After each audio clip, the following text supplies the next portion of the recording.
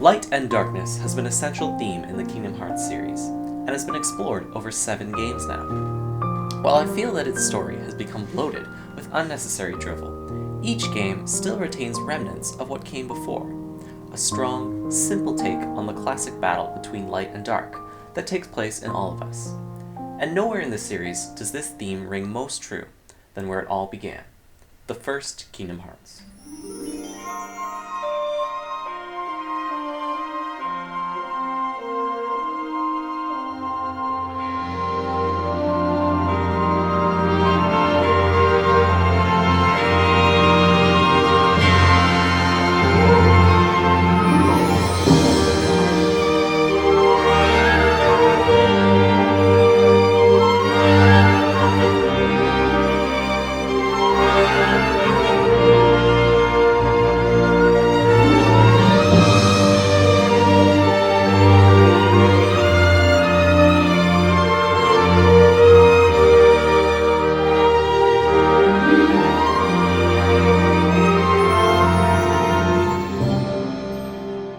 The first entry into the now extremely popular franchise stands out to me as a vastly different experience compared to the games that followed. But before we get into a discussion of the game's story, we must first look at the basis for what makes Kingdom Hearts what it is.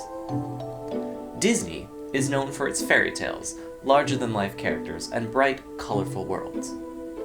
Despite their relatively small size, the Disney worlds are depicted quite well in their choice of key locations, and I love how the level design not only tries to work in classic movie moments, but even recreates specific animations, like escaping the Cave of Wonders on the flying carpet, or seeing Ariel swim towards the surface of her secret grotto. Even the Alice in Wonderland world, with its cornered skies and flat backgrounds, depicts a kind of artificial pop-out picture book style, reminding those familiar with the story that Alice is probably still asleep while her dreams paint the walls of her living room. My favorite world is actually the 100-Acre Wood. Despite being an optional world filled with minigames, the innocent atmosphere and endearing characters serve as a great backdrop to all of the drama taking place on the outside. It's a fairy tale within a fairy tale, and one that we can jump into when we need a break from all that talk of darkness. While there's no Heartless here, Pooh's dilemma mirrors Sora's in that he's separated from all his friends. While Pooh's friends are probably just a few pages away, as Sora, we know that outside, entire worlds are being lost, separating friends and family, and that it's up to the Keyblade wielder to protect those worlds, big and small. On the other side, there's Final Fantasy. Final Fantasy brings a darker, more mature flair, with characters often of a more brooding nature. It is in this balance, or perhaps clash, of worlds that creates a truly exciting contrast. You can even see Sora's otherworldliness in the way he walks, waltzing into worlds where he doesn't belong with his overly huge shoes. So does Kingdom Hearts rely on the thrill of exploring familiar worlds and meeting characters we know and love? Absolutely. However, we cannot judge the game's story by its depiction of 2 established franchises, but by how it uses them to tell its own story.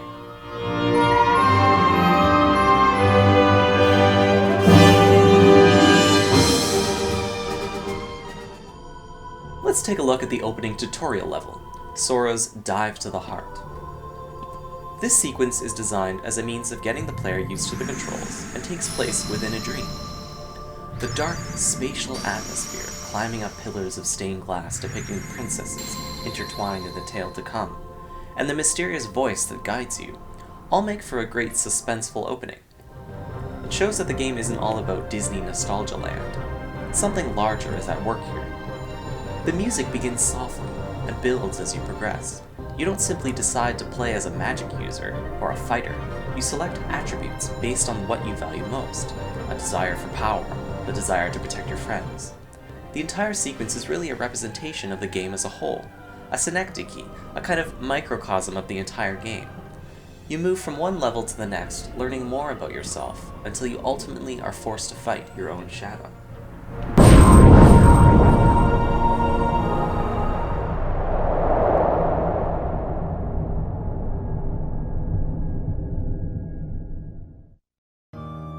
The game talks a lot about light and darkness. A lot.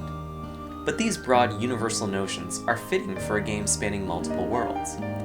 They blend well with the innocence and simplicity of Disney fairy tales and prevent the story from sounding overly pretentious. The game explores the importance of friendship, being wary of falling prey to your inner darkness, and what it means to use your heart. And this is apparent in the worlds you visit. Take the deep jungle, for example. Besides allowing the player to explore the world of Tarzan and surf on tree branches, it is basically there so that Tarzan can tell Sora that friends are in our hearts. And shall we go? Yeah, all for one! There are no Final Fantasy characters here, or villains from Maleficent's big baddie team. Just a simple metaphor from an ape man that gets a group of friends to apologize to each other and continue on their journey. In Halloween Town, Jack and Dr. Finkelstein wonder as to the makings of the heart and find it to be irreplicable. There is a scene where Kairi's grandmother tells a story about how, even in the deepest darkness, there will always be a light to guide you. It is this story that serves as a central recurring theme throughout Kingdom Hearts. All of the main characters make this discovery at some point in the game. Jealous of Sora's accomplishments as the Keyblade wielder, Riku allows himself to be swallowed by his own inner darkness in a quest for power. Only when he dives deepest into the dark, giving up his entire body, is he able to finally see that what he's doing is wrong.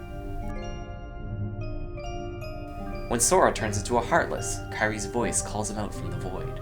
Even Ansem, hoping to find the true darkness within Kingdom Hearts, instead finds light. I guess it's more than just a fairy tale.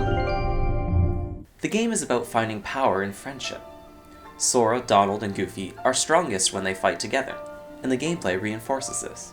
They heal each other, combine magic, and learn Trinity moves that can only be performed together. In Hollow Bastion, Sora delivers a wonderful speech about the strong connection he's discovered between friends' hearts, and in a real Disney moment is able to overcome a tight situation with the power of goodwill alone. I don't need a weapon. My friends are my power.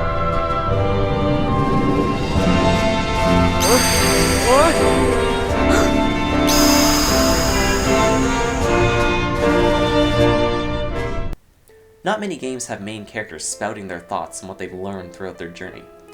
In a game like Persona, characters have conversations about their own personal issues and growths in a very naturalistic way. With Kingdom Hearts, we get the fairy tale version. A boy can proclaim that he doesn't need a weapon when he can fight with his heart, without sounding like a fool.